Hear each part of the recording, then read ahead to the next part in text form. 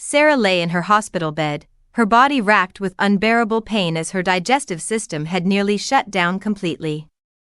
The 31-year-old woman had been battling deteriorating health for a decade, but this was her darkest hour.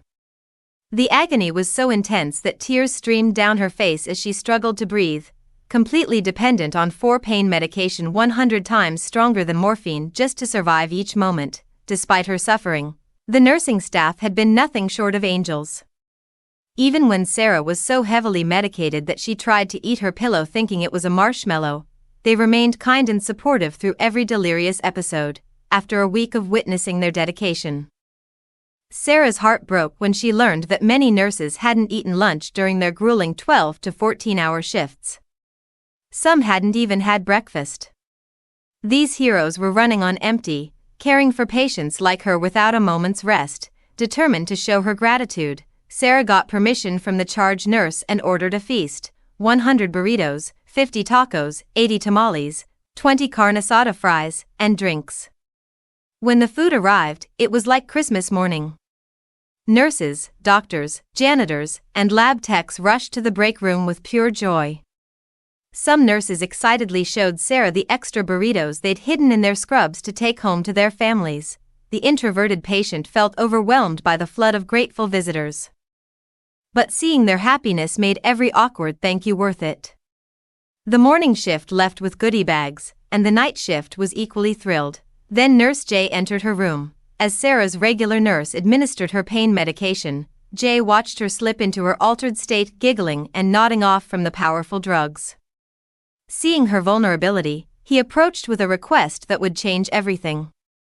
"I didn't like any of the food in the break room," he told the heavily medicated woman, whose eyes immediately filled with tears of disappointment.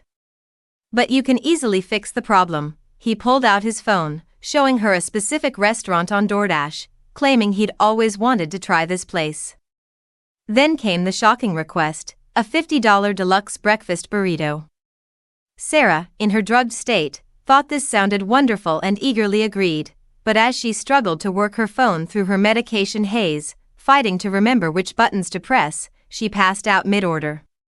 She woke hours later to find her phone still in her hand, one step away from completing the purchase. That's when Jay stormed back in, throwing fresh linens onto a chair. He unleashed a verbal assault that left Sarah reeling. "You're the type of person no one can trust. You're the worst type of people, always promising to help someone and then backing out." The confused, barely awake patient began spiraling into guilt and self-doubt. Had she failed this man? Was she truly horrible for buying food for everyone except him? When her mother arrived and saw her daughter's tear-stained face, the full story came pouring out. Sarah expected to be scolded for her spending or her treatment of Jay. Instead, her mother's face turned ice-cold. "Oh no, she said quietly, then walked straight to the head nurse station. 3 hours later, the department head informed Sarah that Nurse J was no longer employed at the hospital. The revelation hit Sarah like a freight train. Had her burrito gesture cost this man his job? Days later, she remained consumed by guilt, wondering if her act of kindness had somehow destroyed someone's livelihood. What do you think happened here? Was Sarah wrong, or was something much darker at play? Share your thoughts in the comments below.